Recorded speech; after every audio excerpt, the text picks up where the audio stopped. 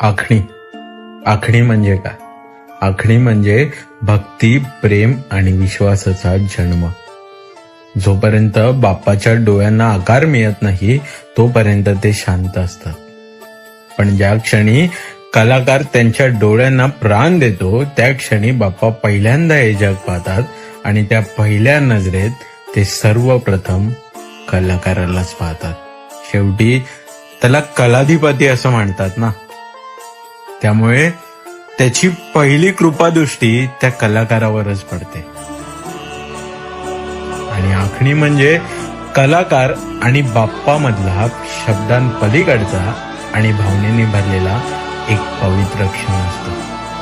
कारण बाप्पाच्या डोळ्यांना प्राण कलाकार देतो, पण जगण्याचं बळ मात्र डोळ्यातून पुन्हा कलाकारालाच मिळतं. डोळे रंगविले कलाकाराने,